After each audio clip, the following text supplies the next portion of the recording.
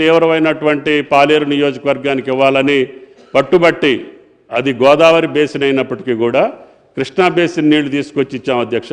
రేపు ఈ ప్రాణహిత చేవెళ్ళ కావచ్చు, శ్రీరామ్ సాగర్ సస్టైన్ అయితే దాని ద్వారా ఈ ఆయకట్టుకు వస్తుంది.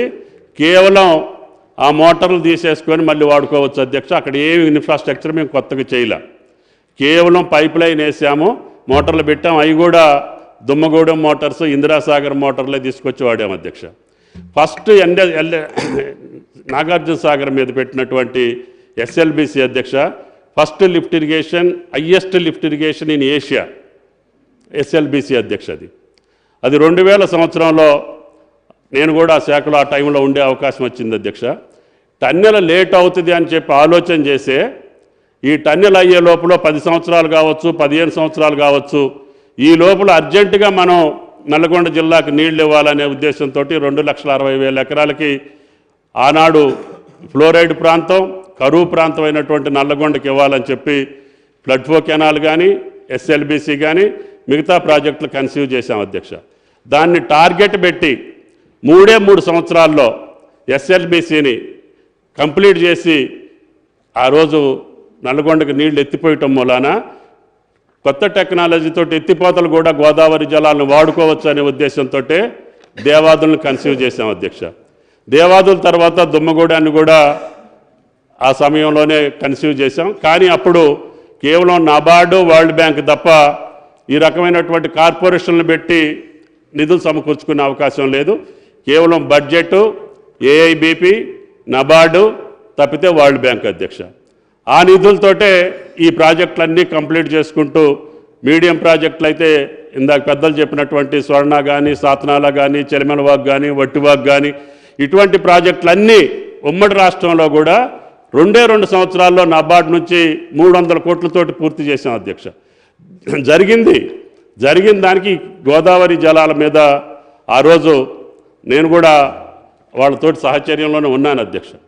కానీ నా ఉద్దేశం ఏంటంటే అప్పుడు కూడా 2వ లిఫ్టు తప్పితే 3వ లిఫ్ట్ తోటి పొలానికి వెళ్తే తప్ప ఇది సాధ్యం కాదు, రికరింగ్ ఎక్స్పెండిచర్ అవుతుంది, పవర్ కాస్ట్ ఎక్కువ అవుతుంది, ఆలోచన చేయమని చెప్పి నేను కూడా చెప్పడం జరిగింది అధ్యక్ష. జరిగిన తర్వాత అప్పుడున్నటువంటి పరిస్థితుల్లో ఈ రివర్ నింపుకుంటూ మేడిగడ్డ నుంచి అన్నారం, అన్నారం నుంచి సుందేళ్ళ, సుందేళ్ళ నుంచి అల్లంపల్లి అంటే సీపేజ్ ఎక్కువ ఉంటుంది, ఎవాపరేషన్ ఎక్కువ ఉంటుంది. మళ్ళీ అనుకోకుండా గోదావరి మనం 3 బ్యారేజీలు నింపిన తర్వాత మళ్ళీ గోదావరి వస్తే ఈ నీళ్ళన్నీ కిందికి పోయే ప్రమాదం ఉంది. కాబట్టి దీన్ని మళ్ళీ ఒకసారి పునరాలోచించమని చెప్పి కూడా నేను గౌరవ ఆనాటి ముఖ్యమంత్రి గారికి చెప్పానని చెప్పి గౌరవ సభ్యులకు మనం చేస్తున్న అధ్యక్ష. ఎందుకంటే ఉదయం మాట్లాడేటప్పుడు నేను కూడా అక్కడ ఉన్నట్టు చెప్పారు, ఉన్న మాట వాస్తవం, చెప్పిన మాట వాస్తవం. అది ఆ రోజున జరిగినటువంటి చరిత్ర అధ్యక్ష. జరిగిన దానికి ఈరోజు పెరిగినటువంటి ఎకరేజ్ తక్కువ ఉంది, పూర్తి చేసుకోవాల్సిన అవసరం ఉంది, దీన్ని సరి చేసుకోవాల్సిన అవసరం ఉంది. తప్పకుండా రేవంత్ రెడ్డి గారి నాయకత్వంలో మీ అందరి యొక్క సహకారంతో వీటిని పూర్తి చేసుకోవాలనేదే మా తపన తప్ప దీన్ని ఏదో రాజకీయం చేసి ఇప్పుడు లబ్ధి పొందాల్సిన అవసరం లేదు. ఆ లబ్ధి ఏదో మొన్నటి ఎన్నికల్లోనే కనపడింది.